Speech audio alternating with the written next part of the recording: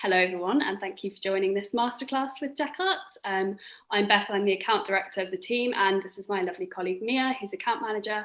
And we're just going to kind of take you through a bit about what we do and how we've responded in the pandemic with some kind of really winner campaigns. I think that most of you probably will have worked with us before, but we're just going to kind of have a quick intro about what we do, and then go from there really. So. As most of you know, we're an out-of-home media owner, and it's been a bit challenging in these times, to be honest, but we kind of hope that in taking this pause to appreciate what's around us, it will enhance the consumer experience of marketing, with out-of-home as a key tool in reaching them. So in this mini masterclass, we're going to take you through some of the ways we have responded to the pandemic and provide a bit of creative inspiration from some of your peers and colleagues in the industry who took this opportunity to dive in and create standout campaigns that would engage audiences despite their significant change in daily routine. I'm just trying to catch my breath. I'm really sorry, I'm literally in front of you, I can't breathe. It's quite a visual presentation, so as much as our dulcet tones are worth listening to on their own, it probably is good to kind of have a little look as there's some fab images in there too. Great, so back in early 2020, when the world was kind of asked to stay isolated from one another, there were clear concerns about how to market as effectively as possible to a wider group when they weren't sort of out and mixing as much. And we as Jack Arts definitely experienced an initial panic from our clients when it came to out of home. As lockdown saw a lot fewer of us using public transport, so engaging with formats like underground tube panels, buses, supersized train station 4 sheets, they just weren't as commercially viable at the moment. So I guess that's where our real point of difference came into play. So community's always been at the heart of what we do. Our billboards are kind of outside your local corner shop in Stoke Newington, and they're next to that independent coffee shop in Peckham, and they're across the park in Hackney Wick. So kind of really where those people are mixing at the moment, working from home and having like a little bit more leisure time. So it's also undeniable, although, you know, people are sort of staying in their home hubs, it's undeniable that things are moving online a little more. So whether it's the book sales through Amazon, online readings with authors, or spend focused on reaching out to audiences via social platforms like Instagram. However, it's no secret that their success has been tapping into the really like human connectivity that we're lacking in our day-to-day lives. So those sort of simple emotive messages that speak to the community that we've seen altered drastically since the start of COVID-19. So it's time that we kind of change the way we think about the purpose of out of home within a wider media campaign. So focusing on how consumers kind of interact with marketing campaigns rather than how many. So just to talk a little bit more about our agency. So these days we offer more than just posters. We're an urban collective made up of creative minds. So we're obsessed with crafting out of home that creates a dialogue on the street in an artful way. Our work is never forced. It draws people in, making them feel like they've discovered something special and something worthy of sharing. We've evolved, but that will never kind of change in our roots, that community feel, and our connection with street culture. So I'm not sure whether some of you know, but Jack Arts is owned by Build Hollywood, and that's part of an agency group that also includes Jack and Diabolical, and they work with some of the really exciting lifestyle brands and major music labels in the world. So being part of a wider agency group is a big bonus, as it means we've got strong links with creative communities and even more brain power. And we now run, we run 12, I thought it was 11, but 12 successful council approved outdoor advertising schemes in the UK. So each city scheme is unique with formats tailored to local needs. And we have representatives on the ground in each location with a full kind of localized knowledge to give your poster campaign all the attention that it needs. And here are just a few of the fantastic clients that we've had the pleasure of working with in the last few years. Yes, so our offering in total has kind of developed a lot beyond the paper and paste formats.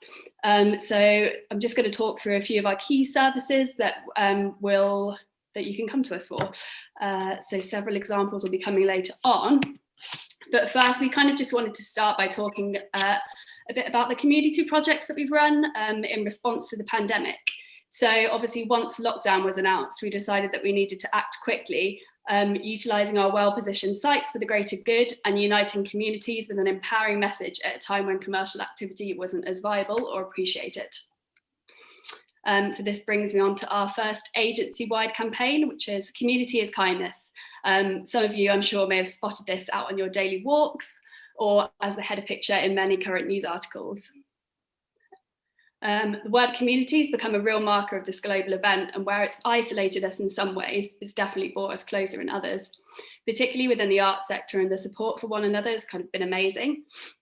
So this campaign was rolled out nationally across 10 of our cities, but also it kind of even reached the likes of New York, Australia and New Zealand. So posters were popping up all around it. We got a lot of emails and got kind of a lot of word of mouth of people wanting to support in their various cities and even countries. So yeah, that kind of international word of mouth and kind of community really was sparked off there.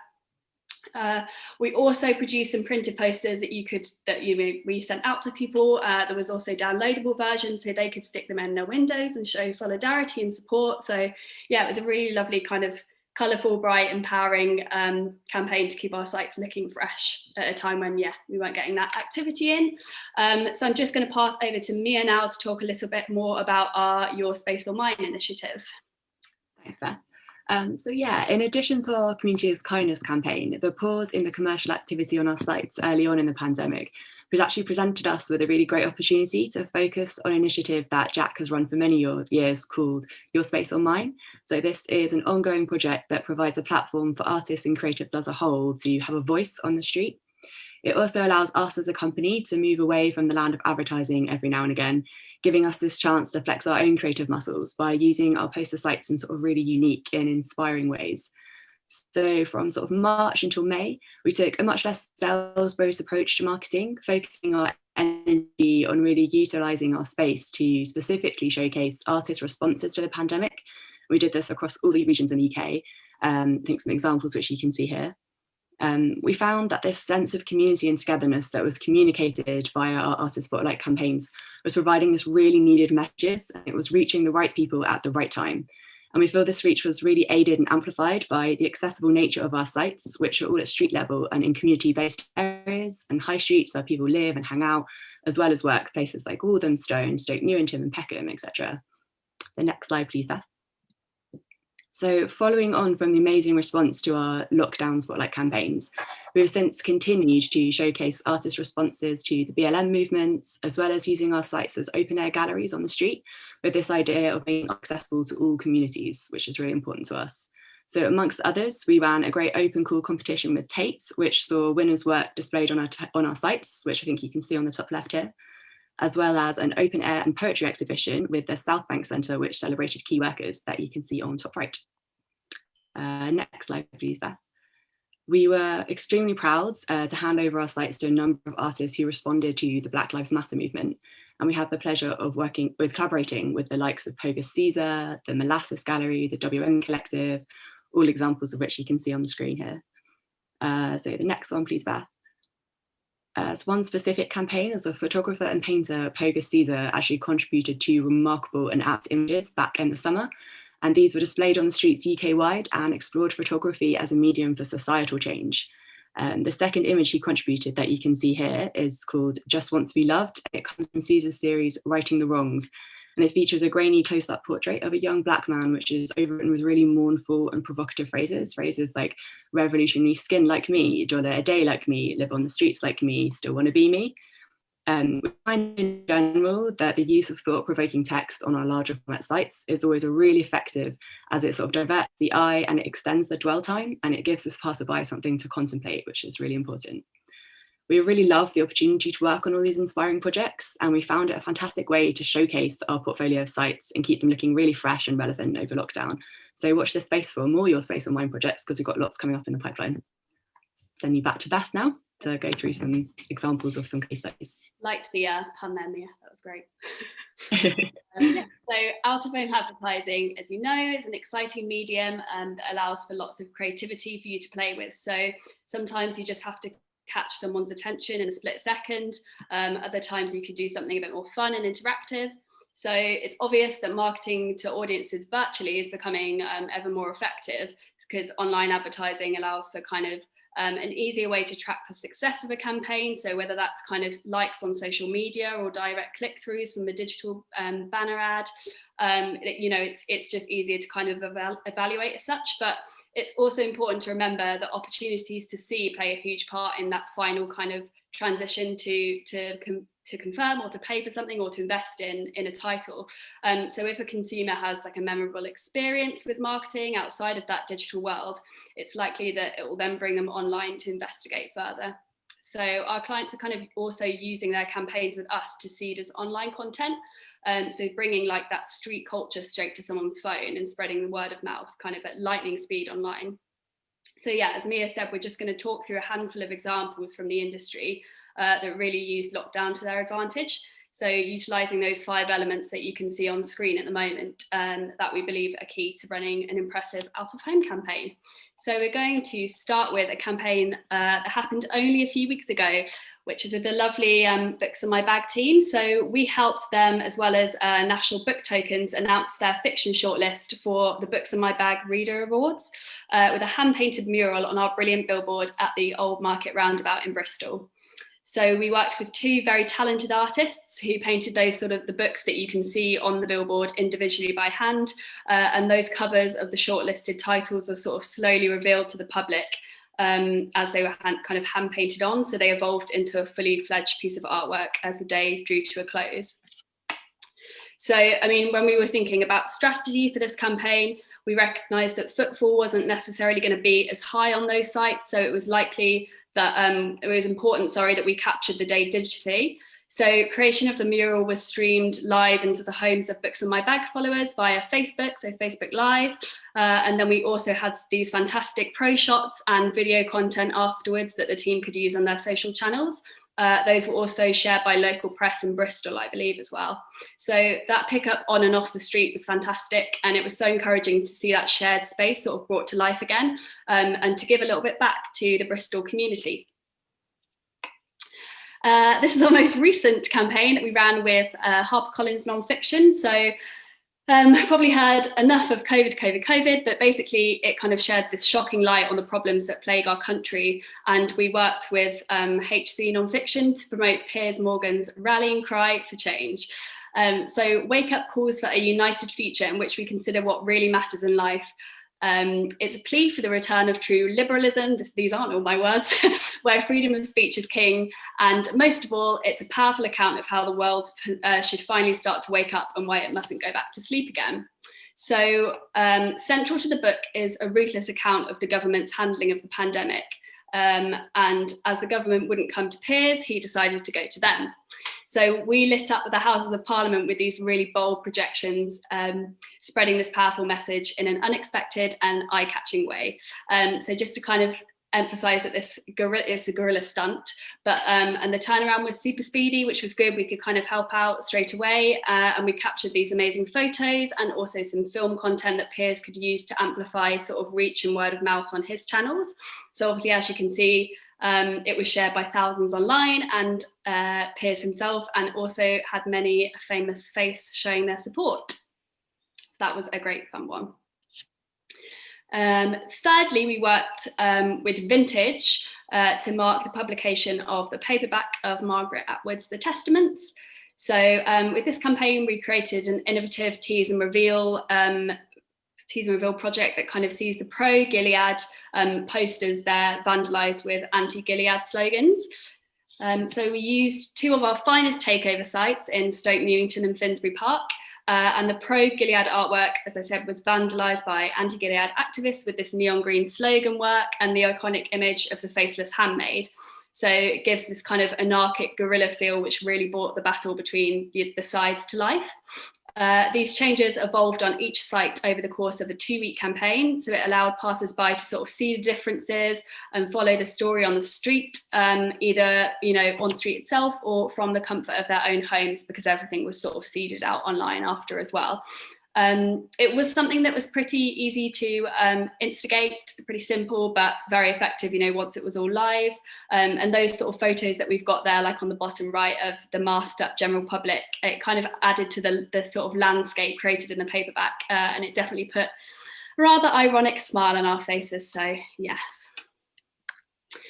And my final kind of recent example to talk through, which is one of my favourites, I think, is the campaign that we ran for Layla F. Saad's Me and White Supremacy. So we teamed up with Quercus on this one. And as I'm sure most of you know, the book is a 28-day challenge to combat racism, change the world, and become a good ancestor. So the book leads readers through a journey of understanding their white privilege and participation in white supremacy so that they can stop what's often unconsciously a bias being inflicting damage on Black, Indigenous and people of colour. So I believe that over 90,000 people initially downloaded the Me and White Supremacy workbook that was featured on Layla's blog. So we kind of brought that to the street, took over several of our takeover sites in Camden, Clapham and Shoreditch. So this not only showed the book to be mandatory reading, but also offered these like tearaway guides for the public to take home and practice in their own lives. So we ran a couple of phases of this, one back earlier in the year, and then another one more recently in contribution to the Black Lives Matter movement. These were kind of slightly more COVID friendly because they were self-service. So, and obviously we captured these really great photos of people having a little read there. So yeah, there's nothing quite like that energy of street culture to push a brand message. And the campaign felt very vocal and immersive in its public environment, and it generated that kind of mutual sense of awe that can't be felt the same way online, really. So yeah, that was a fab one. I will hand over to you, Mia, for your lovely examples. Great. Can I have the next slide, please, Beth? Yes, can you see that one? Yeah, I can see that. Hopefully everyone else can. So Kim Jong, which not to be confused with Kim Jong-un, to just make that clear, different people. So this campaign is a really great example of the use of bold poster imagery, as well as showcasing a very cost-efficient way to make a poster campaign a bit more interactive and very shareable with your audience. So to promote the launch of a book that's got the world talking, Kim Jong, which tells the life story of a married woman in her 30s who faces everyday sexism in South Korea, raising lots of questions about oppression in society that's definitely relevant to all of us. So we worked with Simon & Schuster to bring this striking book cover to life on the streets of London. The campaign included billboards that changed daily to reveal a new part of Kim Jong-un's identity. So I think hopefully you can see the GIF changing in the background there that revealed new parts. So Kim Jong is a wife, Kim Jong is her own woman, etc. And the change in creative we then made into a GIF that could be edited digitally to amplify the campaign online, which felt like a very important thing to do in lockdown to just get the extra coverage. To add a further interactive element to the campaign, the 48-sheet sites also featured sticker dispensers that encouraged Londoners to take a sticker and stand with Kim Jong. And the campaign was further supported with 4 sheets and takeovers, so it could really maximise the impact on the street and make sure that the visibility was there. Next slide, please, Beth. So this is one of my favourite campaigns that we did in lockdown, the photographer of the lost. In the heart of lockdown, when London was still really quiet, we were aware that the footfall on the streets was obviously lower than usual. However, we decided to use this to our advantage, and we staged a PR stunt at our fantastic London Bridge site that could be amplified and shared online again. So we staged a photo shoot in which we actually sourced this genuine World War I Manchester Regiment uniform, for our real life soldier, who appeared as if he was stepping out of the billboard and the shadows of the World War and directly onto the streets of London. The shoot worked so well, and we had the quieter sort of eerie streets that actually really played into the scene we were trying to set. And we got all these fantastic shots of him walking around London, and lots of people kind of interacted with it. So it was really great. Next slide, please, Beth. Clara and the Sun. So this is a really good example of a very simplistic campaign, but it's incredibly effective and eye-catching. It really utilises our larger format takeover site at Blackfriars, which is actually a 15 in a row. So we worked with Faber on this lovely PR stunt to reveal the cover artwork of Ishiguro's new novel, Clara and the Sun, which is set to launch in spring.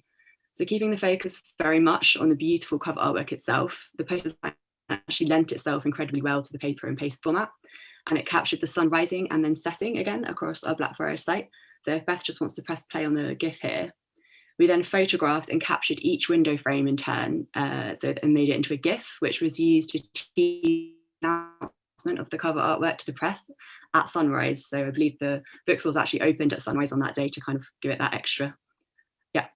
So although this was just one hero site, the digital assets achieved from this campaign made it incredibly shareable. So the campaign was really cost effective, and it just shows that you don't always have to break the bank to achieve something really stand out and creative. we can certainly accommodate those smaller budgets as well where necessary. Next slide, please, Beth. Okay, so the final example that I want to talk about is a region-wide campaign, a more interactive element that didn't actually break any social distancing guidelines. So for Nikki French's potent and thrilling new novel, The House of Correction, we ran a wide-reaching campaign across some key sites in London, Birmingham, Bristol, and Cardiff. So it's always nice to expand campaigns beyond London when budget allows it. The campaign featured special mirrored 4-sheet posters that trapped the passerby, the viewer behind the bars of the House of Correction. So if Beth just wants to go to the next slide, you can see some examples there, the 4 sheets. We then made use of our brilliant 48-sheet site in Old Street for a special build that brought the book cover to life, creating that sort of intrigue on the street. And we have a great in-house creative production team who built the wooden frame trapdoor with a 4-sheet design inside it, again, trapping the pass inside the House of Correction. We then paired this with the accent pink billboard frame, which was painted the same Pantone as the Nikki French title, which really pops. In general, we find owning our own sites gives us this real flexibility to be a bit more hands-on creative with our frames and offer more than just posters or generic billboard ads. So there's a lot more sort of creative things you can do there, given the nature of this. So yeah, I will hand you back to Beth. Thank you very much. So that's kind of what we've been up to recently with the publishing industry in a nutshell. And just to also kind of add a little bit about everyone's favourite word looking forward, so Christmas 2020. So as we move ever closer to a frankly unbelievable year, we wanted to remind everyone that our sites can be used to spread a little bit of festive cheer and encourage any gifting for titles that you might want to spotlight in December. So no doubt the messaging is going to be a little different given the current circumstances, but we want to keep that focus on community and mutual support and togetherness more than ever, really. So Jack Arts will be continuing to work with a growing roster of artists and collaborators over the Christmas period. We're moving into Christmas is Kindness campaign as part of Build Hollywood, so really innovative change there. And also working with some fantastic artists such as Stanley Donwood in the next kind of few weeks. So some really big names, which is exciting. But obviously we want all that lovely kind of Christmas books and gifting too. So it's just more of a note to say that we can be here for any sort of last minute campaigns if you need us to, and that we can work to sort of slightly tighter turnarounds due to the pandemic, as I can imagine that for everyone it's a bit up in the air at the moment, kind of knowing what's going to happen when and like planning in a sort of overall marketing campaign. So there might even be capacity for us to give you some added value too for your campaigns, as we kind of appreciate that budgets have been tightened this year and people might be struggling. So we want to really support everyone where we can. So that is kind of it really. Obviously, if you've got any questions now from Lucy, that would be fab, but we have the email address that you can see below here if you want to contact us about anything that's been discussed today or any upcoming campaigns. We also have, we've got some lovely videos, interviews with our artists as well that you can find on our blog on the Jack Arts website. They weren't really conducive to like showing on this display because it tends to freeze a bit. So if you kind of want to explore anything any further, then feel free to pop on over to the website. But that's us in a nutshell. Sorry for my rushed out of breathness, but yeah, should I stop sharing my screen now? You want leave it out for the moment? I had a couple of questions actually. Yeah. One of the things I wanted to ask about was your collaborations with retailers, because you do work with Waterstones, don't you, and Blackwell's sometimes on window displays. Can you tell us a bit more about that and how people might be able to use you to really bring those to life? Yeah, I mean, we've had a kind of long-standing relationship with Annie at the Central Piccadilly Waterstones branch for a number of years, and that kind of fostered connections to other branches up and down the country. As you mentioned, Blackwell's, we've done a few bits with them regionally, and we've also worked with Foyles on a couple of titles. It's sort of been an as and when basis. So we'll kind of receive a brief from a client and then we'll go and talk to the various kind of representative in store, see what they might have going on. I know that it's kind of flexible in the sense of contact. A lot of our clients of various publishers already have those relationships with the bookshops and they're there for meetings anyway. So it's nice to have that kind of double-sided approach. But I know that last time I chatted to anyone, it was very busy in the next few months, I think, as they were kind of opening up again with Delight. So I haven't had fantastic responses, to be honest, but we're going to continue to push window murals have been really popular recently. We did a lovely one in Piccadilly for 3 women, for Lisa Tadau. We've just done a mural in Brighton for Zoella's, the Magpie Society with penguins, so that was fantastic. And they're quite sort of nice, you know, quick turnaround, but really pretty and effective things too. So yes, that's how we'd work. But in terms of we can, if there's a particular bookshop that you have in mind, we can, you know, get in touch and look after that kind of side of it for you. It's just having an open conversation, I think. Okay, so people can come to you first, or they could go to Annie or the bookshop first. Yeah. I mean, it's just like I said, just kind of it's good to know from the outset if any conversations have been had, you know, directly, what the kind of state of play is, and then we can approach also. Perfect. And then another question was, obviously a lot of your own sites are in probably areas that suit some books more than others, should we say. Do you have kind of ambitions to purchase more sites and kind of, I suppose, go more mainstream in some areas? Or yeah, we're always open to suggestions. So if anyone kind of approaches us with areas that we see time and time again, I think historically within the company, areas like Clapham and Brixton might not have been, you know, first on the list of sites that we'd acquired, but we do have a development team, and I think we were seeing increasing demand for those boroughs. So if it's something that we don't have existing, there's always, you know, we have a whole team that are trying to foster those relationships and build our site portfolio. But we are always open to suggestions, and yeah, we are looking to develop. One of our areas was before the pandemic, sort of more centrally, because I know obviously traditionally the footfall around the bookshops there is great, and it's nice, you know, to be in the sort of live entertainment sector, and the types of people there and the diversity is brilliant. But at the moment it's kind of been put on hold, but you know, we'll see how we go, as I still think, you know, you can get brilliant photos of Soho in the background as well. So yes.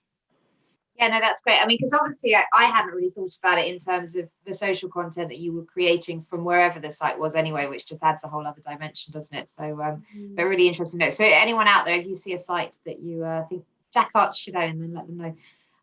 Does anyone else have any questions at all that they want to post in the chat? If not, then obviously the email is sayhello@jack-arts.co.uk, and Beth and Mia would be happy to answer your questions that way instead.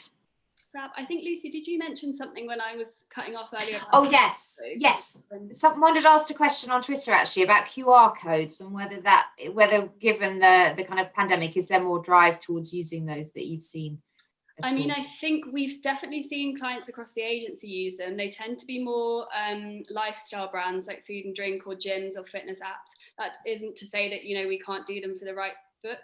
I've used one recently for campaigns for like London Borough of Culture. So anything that's like advertising an online kind of festival or event you have to attend to, that can be a really good use of a QR code, because it gets people to log on to the actual event.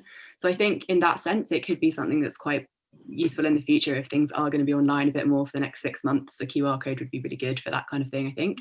And maybe online book sales and things, I could see that being very kind of and voting as well, you know, but if there are awards or things like that, it's an easy way to kind of quickly engage somebody and take them through to a website without having a pre-existing app or something. So yeah, there's definitely ways it can work. Great, thank you. And someone's just posted in the chat actually, did you have to get sign off from Westminster to do the Piers Morgan projection? They were guerrilla. Yes. So no, they are, it kind of has to be, it's a risk basically. So it's got to be kind of, we'd say, okay, your end, you know, everyone, it has got to go through the channels and be confident that it's a risk that you guys are willing to take as a publisher or as an imprint. So the actual, it just wouldn't happen. If we got it, we wouldn't get permission. So it's kind of it's on the very cheeky end of the scale, but it was something that Piers really wanted to do and he's happy with. So yeah, it looks fab.